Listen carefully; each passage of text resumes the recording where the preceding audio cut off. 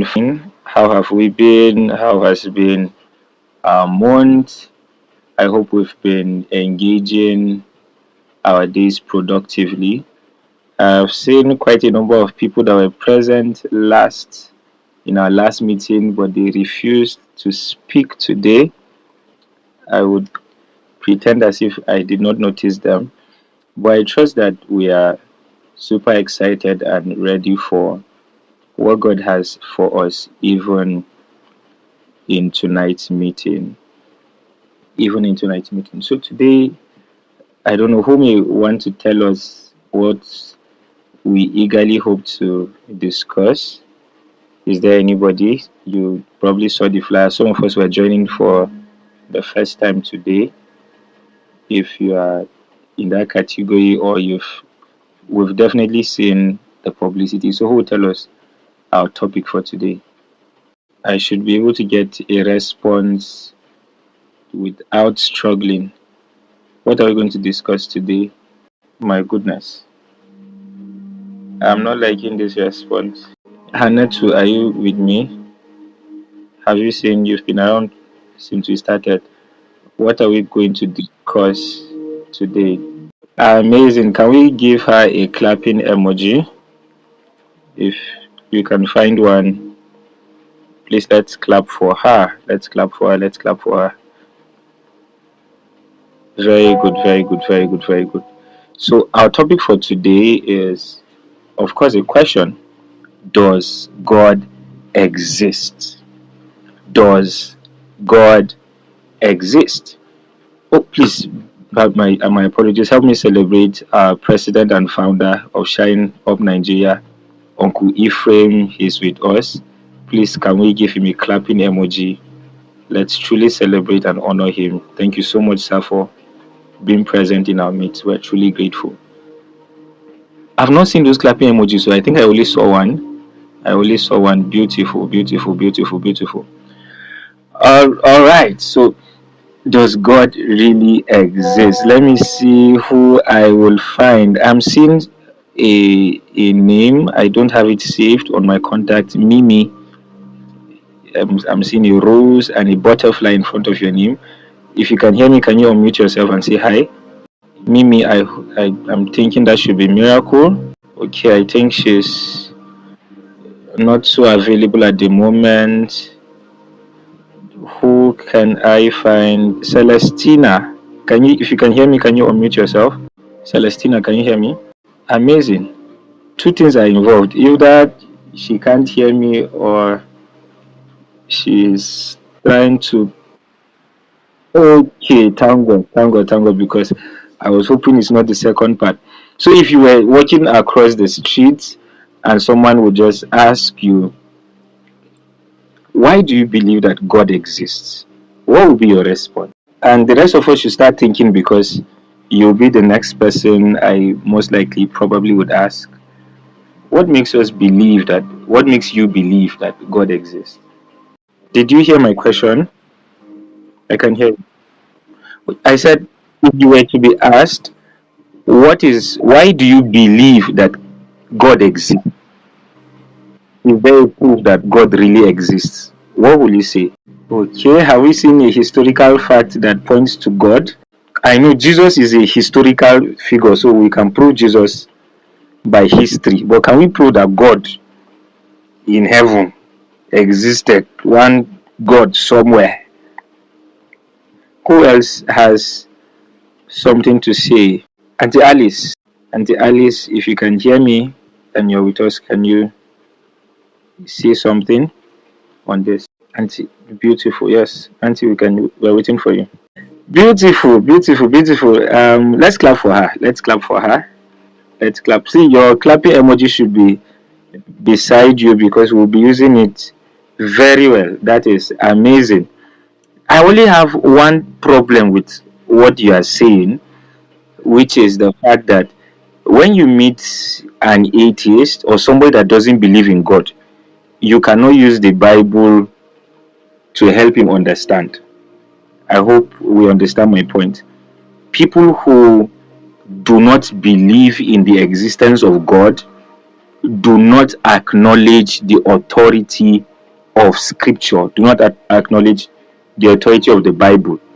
And so, for us to be able to help them, and many times ourselves too, because sometimes we ourselves have this doubt, even though there is part of our heart that believe in the Bible and God, but then there's this other part that is as if, is this thing true? Abi is not true. So it would help all of us to be able to give an accurate answer. What I'm saying is, people that don't believe in God, it will be difficult for us to use the Bible in quotes to help them understand the basis for believing in God. So, what we are going to be doing today, by God's grace, we are going to be, as time permits, we'll be sharing. I'll be sharing with us about 3 or 4. There are about various arguments for the existence of God that we can use. About 3 or 4 arguments that we can use, depending on how how long our time is able to permit us to attend to. So if you are ready, can I see an emoji, or can you say, well, I'm ready? If you are ready, say, just unmute yourself and say, I'm ready. Beautiful. I can see emojis. I can see emojis. I can see emojis. Amazing. So we're very ready. The first argument I want to share with us is called the Kalam cosmological argument. Don't worry about the way it sounds.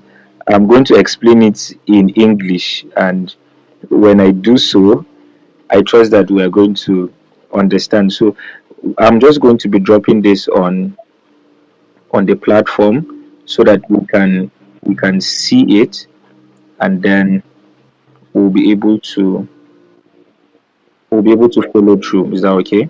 So just give me a second. Let me put it up, because there are some fundamental things we need to have in mind if we are going to use this particular argument. It is an argument based on the origin of beginnings. Based on beginnings.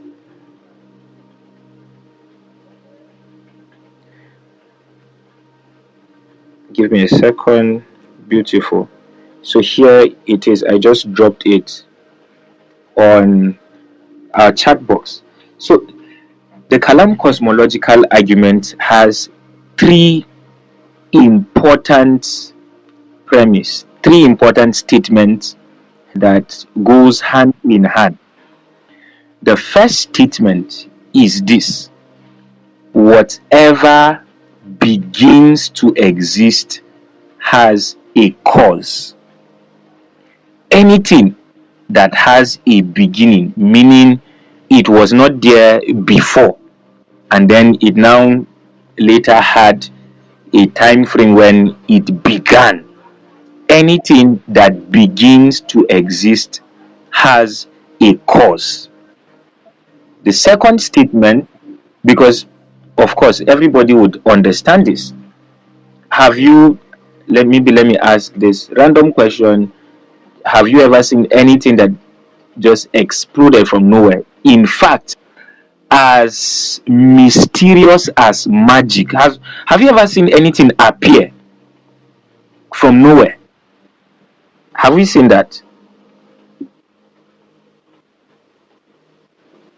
I may need a response from them. Have you ever seen something just appear out of nowhere?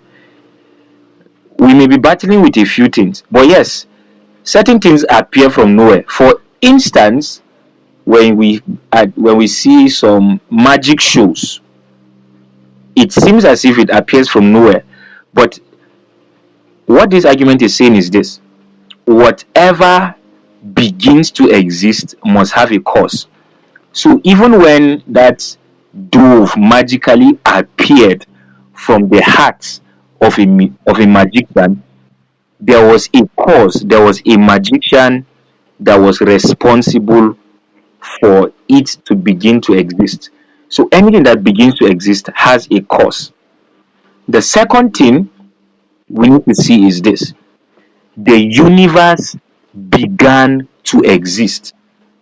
Our earth, our our world actually had a beginning. Please, some of us are not muted. Please do me a favor and let's mute ourselves, please.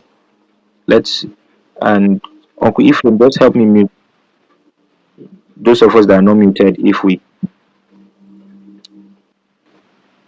So the universe actually began to exist. And so if the universe began to exist, therefore the third statement, then that means the universe has a cause. At this point, what I said, does it make sense? I want to hear a response from this, if at all it makes sense what I just said right now. Because what we want to do is we want to have a reasonable explanation for the existence of God. We don't want to just believe in God just only because it's there in the Bible. We don't want to believe in God only because our pastor said so. We want to find reasons why we believe that this is true. And the first one we are putting up is this: that anything that ever begins to exist must have a cause. The second thing is that this universe, this earth, began to exist.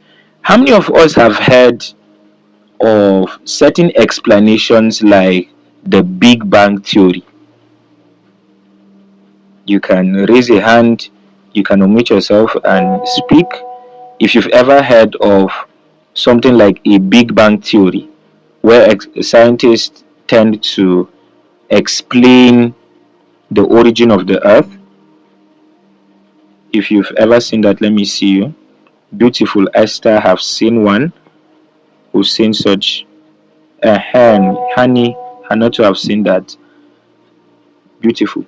Now, what that suggests to us is this: it means that Uncle Ephraim too said he has seen such. What that means is this: it means the world of science has unanimously agreed that the earth is not has not been all existent.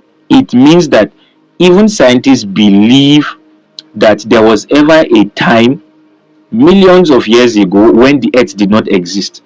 So it means that the earth had a beginning, and because the earth had a beginning, therefore there must have been something or someone responsible for it to begin.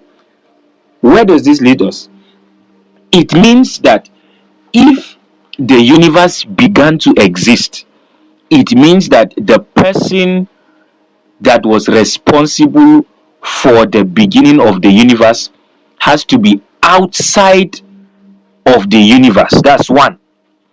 It means this person that was responsible to cause the universe into existence was outside of time, because the Bible says in the beginning. That means that was the very beginning of time. The thing that caused the earth was outside the universe. One, the thing was outside of time. The third thing is the thing is not material. The thing doesn't have a physical body, because before the before nothing, before, when, I don't know how best to put this, when there was absolutely nothing, God caused things to erupt from himself, from nothing. So the thing that caused the universe to begin was outside space. It means that the thing that caused the physical universe to begin is outside. It means that the thing or the person is not physical. It also means that that being, that thing, that person is extremely powerful. And so everything gathered together, these whole explanations, the best description that we can give, or the best explanation to the origin of the universe, is that there is a God. I hope we are together. I hope we are together on this. If we are, let me see an emoji. Beautiful Esther is with me. Who else is with me? If you have followed through this, beautiful Celestina is with me. Amazing. That's the first thing we can see. The second um, argument I'm going to give us is called the design argument. Let me type it out. The design argument. The design argument is actually simple and very logical, and I believe we all can relate to this. A design argument is simple, and it states that whenever and wherever you see anything that was designed or made, it means that there was somebody or something behind its engineering. For instance, I strongly believe that a good number of us are probably maybe at home or in a hostel or somewhere. All I'm saying is I believe that you are close to a building right now. Maybe you're in your room, at home, in wherever, in school, in class. You are in a building. Every building is proof that there is a builder. How many, okay, let's do it this way. How many of us are currently in a building right now? You are currently in a building. Let me see your hands. Let me see an emoji. Let me see something. You're currently in a building or close to one. I'm not seeing anybody close to a building. It means some of you are somewhere I don't know. Okay, I can see Hanatu, I can see Auntie Alice, I can see Esther. The rest of you, I don't know where you are. I don't know where you're joining from. You're not close to a building. It's like, okay, I'm saying Samuel is close to a building. Thank you. I'm seeing Enyanga Gideon. Okay, very beautiful. Oh my God, I'm seeing hands that I can't even call all. Mariamu and Jessica, I believe. Yes. Now, the very fact that you are in this building, the building you are looking at, is proof that there was somebody that built it.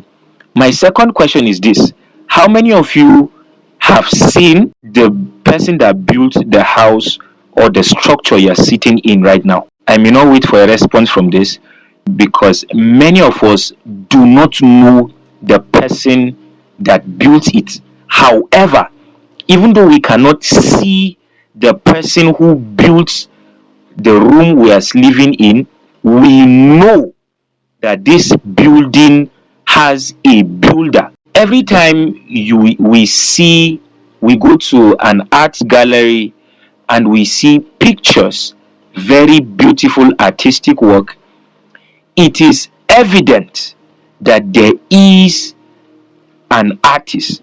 Every work of art in itself, even though we've not seen the artist, every work of art is proof that there was and there is an artist behind that work of art. Every meal prepared, most of us have eaten today, have had something to eat.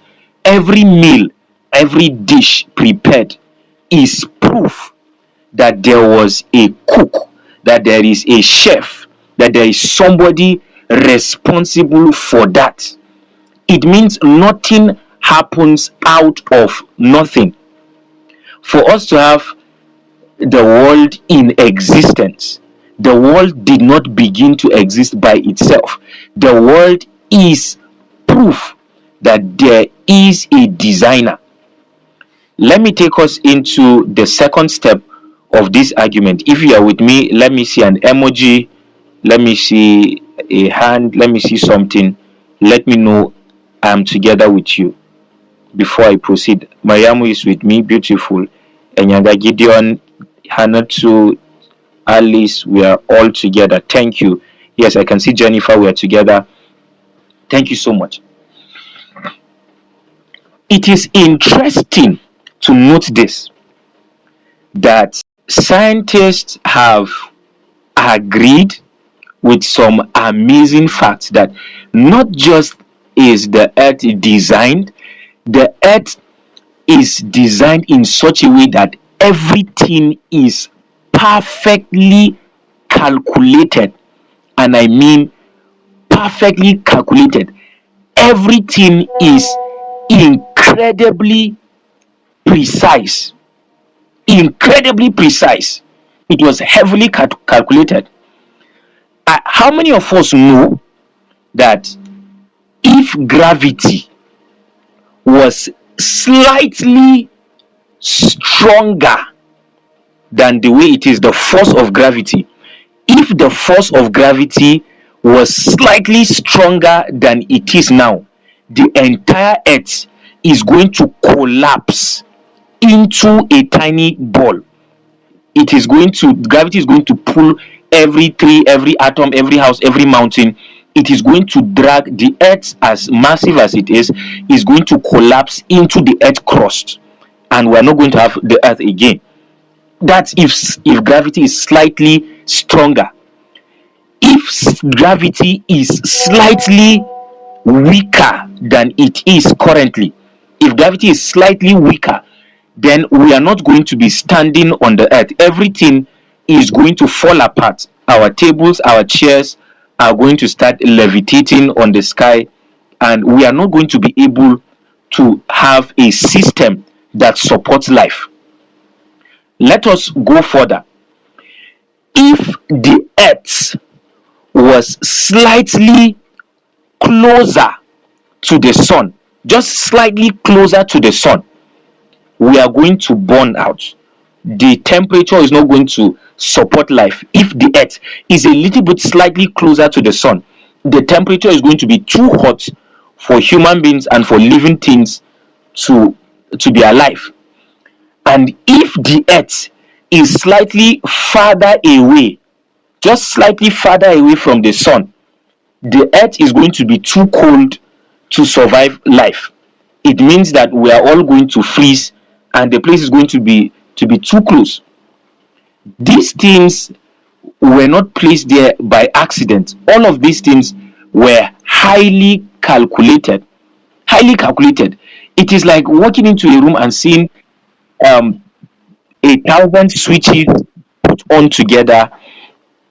All these switches, all of them connected. This has to be in line, this has to be in line, this has to be in line. No, they were not there by accident.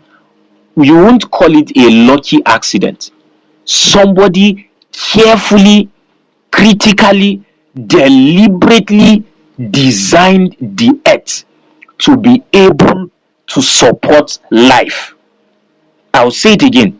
Someone deliberately, intentionally crafted life and designed life to function the way it is. Some people would tend to say that the Big Bang created the earth. Let me not touch on this. Maybe I'll do that after my last point, so that I'll give us a few things to note about some atheistic point of view. Before I jump into the next argument, I just want to check and know if this second argument makes sense. Now, what I want you to do, I don't want you to maybe feel it's Uncle Ish. I just want you to know, does this argument make sense? As long as you are a human, you have a brain. Imagine if you've never been to church before, if you've never grown up in a Christian setting, and you are being asked just to judge this intellectually. Does this argument make sense to say that the earth was perfectly designed and highly calculated to be able to support life forms? Does this make sense? I just want to know if this particular argument makes sense before we jump to the next one. So I am waiting to see how many people are with me. how many people are with me. Looks like my argument is not making sense because I cannot see. Okay, Uncle Ephraim said this makes sense. It's only Uncle Ephraim that understood what I said. Okay, Esther said that it makes sense. Okay, Faith says that it makes sense. Okay, and at least um okay, Alice said it makes sense. Beautiful, beautiful. I really need you to be with me. Some people, okay, Mariamu too said it makes sense because some people it's like it doesn't make sense to them. I thought that this argument is going to make sense to everybody. I hope we are together. Jessica, Emmanuel, he just okay. Gideon just said it makes sense. Celestina, I hope we are together. Please stay with me. I'm going to show us the next. Okay, thank you. We're saying where I'm seeing our response is beautiful. We're going to jump into the next argument. The third argument we're going to look into. It's called the moral argument. The moral argument. The moral argument. The moral argument is interesting for certain reasons. And let me share them with you.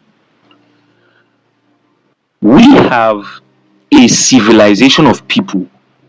We are diverse in culture, diverse traditions, diverse different locations, different dressing, different food. We have different what again? What do we have that makes us culturally different? Almost everything is different. Interestingly, even differences in our race. Some people are fair, especially at the European countries are largely fair. We in Africa are largely dark skinned. We have a healthy amount of melanin. We have differences in what we eat. We have differences in how we greet. We have differences in what we wear, and many differences. However, there is no society that does not agree on certain fundamental moral beliefs. Every society, regardless of where they stay, regardless of their geography, regardless of anything, every society agrees that killing somebody is wrong. It doesn't matter if the person grew up around a place where there is church. It doesn't matter if the people grew up living on the mountain. It doesn't matter. We know we have societies that build their houses in the middle of water. It doesn't matter where a person grows up, far and wide and all through the ages. Everybody unanimously agrees that killing another human being is wrong. Killing another human being is wrong. How comes that human beings were born with a default sense of morality? Why do human beings have this feeling of injustice in their hearts? Why are we not going to say, since we are intellectual beings, if he sat down and he thought that it is wise for him to kill that brother or that sister, then it is fine. But no, we feel that no matter what was done, it is wrong for a human being. I'm talking of even people that are living in godless societies, are living in societies that do not believe in God, do not acknowledge God. They believe that it is wrong to kill another human being. How comes we have this sense of this one is true, this one is this one is right, and this one is wrong? Where did we get a sense of morality? Where did we get a sense of morality? Let me ask it in this form. If we were to go I believe quite a number of us are engaged in one school system or the other, or probably have passed through a school system. When you write a test, when you write a test, and the test result comes out, and you see 90% that as your grade, sorry, rather as your score, you scored 90%, you will clap for yourself. There's a reason why you will clap, because there was somebody bigger than you that set the standard, and he said that the standard is anything 80 and above, or some schools 75 and above, some schools 70. There was somebody bigger than the student that set the standard for a grading system, and he says 70 and above is A. The person that scored 17 over 100, the person is going to be crying, not really because of the score, but because there was somebody bigger than the student that set the standard and said anything below 30 is an F. And so, if at all there is a sense of morality, it means that there was somebody, or rather, there is somebody bigger than the human race, outside of the human race, superior to the human race, that set the standard for morality, and that's been implanted it to be default in the heart and mind and life of every human being. And I tell you the truth, the only explanation to this, my brothers and sisters, the most reasonable explanation I can give is that that being that puts these standards in place is God. There is a God that sets in the hearts of people moral law. If at all moral law exists, if at all there is an objective moral law, then there must be an objective moral lawgiver. There must be one who gave the laws, and that person that gave the laws is not within the system, outside the system, superior to the system. And that's the best explanation I can give to this experience of us having a sense of morality, is that there is a moral lawgiver, and that is God. God gave us our sense of morality. There are some category of people who call themselves relatives. What they say is, what is, because this is how they will try to argue. They will say, what is true for me is not true for you. So, for example, what is true for me is that I believe that if I put my faith and trust in Buddha, I will get salvation. That is true for me. You put your own faith in Jesus, it is also true for you. Another person will say, me, I'll put my faith in salvation through Muhammad, it is true for me. This category of people are called relatives, but the theory of relativism does not hold water, because the truth is exclusive. There is only one truth. The question is, were you active on this call? The truth is only one. It's either a yes or no. We can also me, in my own screen, it showed me that you were present, but actually you were not present. No, it doesn't work that way. Truth is exclusive. It is only one. There is nothing like two, that let me tell you my truth, let me say my truth, this one is my. No, truth is exclusive. This is the reason why Jesus says, I am the way. It is only one. It's either is the way or it's not. Truth does not accommodate excesses. I hope this makes a bit of sense. So as long as there is an objective moral law, then there must be an objective moral law giver.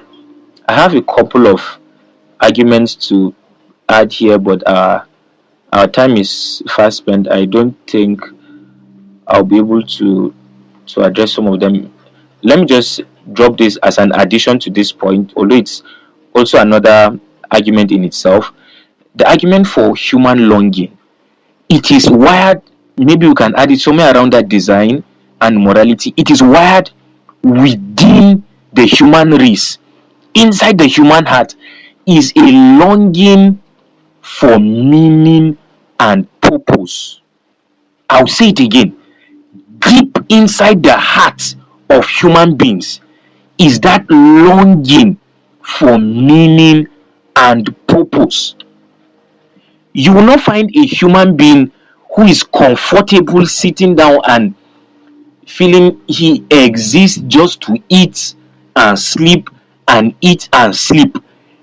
Deep down in the heart of every human being is that feeling that I was made for more than this.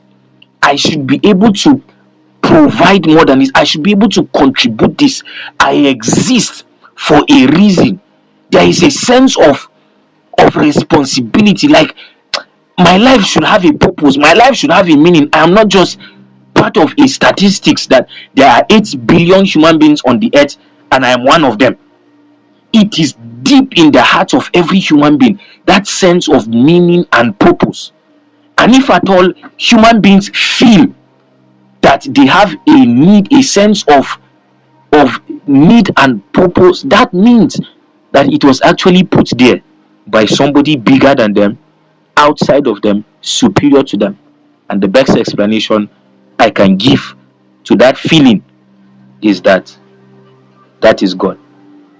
Is that it is God. It is God. Ecclesiastes 3 verse 11 says, God has set eternity in the heart of man. Every human being cares about a legacy. People don't just want to live and die like that. People are often concerned, what will I be remembered for? How will people remember me? Why do people get afraid of death? Why do people desire to live more? Why do people desire to crave for more, for purpose, and for more than this? It is because they exist beyond the earth. They began to exist from eternity, and that is the reason why we have a longing for an eternal existence. We long for it. We long for it because it was wired into us by God. I think I will not touch on this last point, the resurrection of Jesus. Maybe we would have a particular month. We would look at, just examine critically Jesus. How, is it scientifically true that is it historically true, one, that Jesus lived? Is it scientifically proven that he actually died and all? Maybe that is another argument, but I'll leave it for maybe another month as God grants us grace. So finally, I'll just share with us. If you have questions, please just start piecing it together, because shortly after this, I will give us an opportunity to speak. I just want to share a few things. I was talking with a sister a few days ago, and I said something that I learned over time, which is this. It takes, because I saw it based from a book I saw. The title of the book is this. It is, I Don't Have Enough Faith to Be an Atheist. I'll say it again. The title of the book is, I Don't Have Enough Faith to Be an Atheist. And there is a reason why. Because I tell you the truth, it takes a lot of faith to be an atheist. I'll say it again. It takes a lot of faith to be an atheist. And this is why I said so. There are some fundamental things that an atheist believes. I just want to confirm if we're together before I jump into this. I hope I did not lose you somewhere. If you want to hear this last point, let me just see your emoji, your response.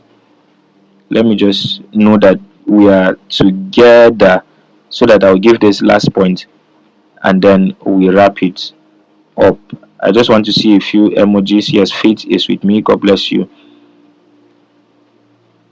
I am okay. Esther is with me. Some of us, I just hope You are not multitasking. Yes, Jennifer is with me. Tabitha is with me. Thank you, thank you, thank you. Yes, Mariam is with me. Beautiful, beautiful, beautiful, beautiful. So I can proceed. Like I said, if you have questions, just put them together. We'll attend to them very shortly. I'll just share with us a few things. Yes, Jessica is with me.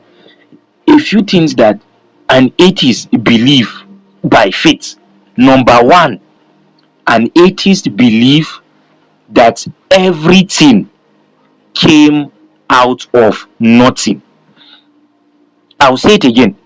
An atheist believe that everything came out of nothing, and that cannot be. It is absurd to even think of it. How can we say that the entirety of creation was put in place from nothing, that nothing created everything? That is the first fundamental thing, that for you to be an atheist, you will have to believe this truth. You have to believe that everything came out of nothing. The second thing an atheist believe in by faith, he believes in by faith, is that order and design, order came out of chaos. I'll say it again. An atheist believe that order, structure, something that was, beautifully designed, came out of chaos. They believe that there was once upon a time, in the billions and billions of years ago, that there was a massive explosion. There was a big bang, and from that big bang, then there was now the development of things that now became constructively built. And I'm just wondering, for the past number of years, we have been having our military personnel engaging in various kinds of wars. And one of the things they've been doing many times is they've been dropping bombs and bombs and bombs. How have we ever seen a time when a an aeroplane or something drops a bomb, and in the sight of the explosion, we now saw that there was that explosion created a unique, construction? Maybe let's have they dropped a bomb in a forest, and that bomb suddenly broke the trees, and then when we go to the explosion site, we'll now see that there was a chair and a table because of a bomb explosion. It is like saying that a dictionary, an English dictionary, came into being because there was an explosion in a printing press. There was a cafe guy that used to do printing press, and then there was an explosion, and then a dictionary was formed. It it doesn't hold water. It doesn't happen that way. Order does not come out of chaos, and that is the second fundamental thing that an atheist believe in. The third thing that an atheist believe in is this: that life came out of non-life. I'll say it again. An atheist believe that life came out of non-life. The atheists believe that after the explosion, after a massive explosion, and then we now began to have structure and everything, and then suddenly from nowhere, from the what we call the mountains and the land and everything. My goodness, some of us are not muted. Abby's clothing, please, if you can hear me, do me a favor and mute your mic. Please do me a favor, mute your mic. Abby clothing, please, if you can hear me, please mute your mic. The atheists believe that life resulted from something that was non-living. That life found its existence from a cosmic force, from an explosion or anything like that. That is largely insane, and I tell you, it takes a lot of faith for you to believe that. The next thing And the last thing I'll share with us is that the atheists believe that complex life form came as a result of development and evolution from simpler life forms. I'll say it again. The atheists believe that complex life forms like human beings was a series of development and improvement from a simple version. Then there was now an upgraded version that is pro, that is a human being first, then there's a human being pro max, and then we kept developing and developing until we got to where we are at the moment. But the interesting thing is this: we have examples of single cell life forms. We have examples of single cell life forms, but we do not have an example of a two cell life form. We don't have an example of a two cell life form. We don't have an example of a three cell life form, a four cell life forms. To just jump from a single cell life form straight to a complex cell life form. And so these are fundamental things that an atheist believe in. And I tell you the truth, after reading a book by Lee Strobel, he did an investigative study on the case for Christ, and he came out with the conclusion. He said it is going to take much more faith for him to be an atheist than for him to believe in Jesus of Nazareth. So these are a few points that I just want to equip us as stars, that we should be conscious of, and we should be deliberate about them, to have them at our fingertips, to know that our faith in God is not only because pastor said God exists. It's not only because we grew up in a Christian setting. It's not only because we grew up around church. That's why we believe in God. No, it is to help us understand that our faith in God is actually reasonable. That faith has not proven, so that science have not disproved the existence of God. And with this, I would draw the curtain to a close, and I would love to welcome questions. If there are questions that you would love us to address, probably at the course of our discussion, the floor is open. You can either go to the chat box and type, or you can unmute yourself and speak.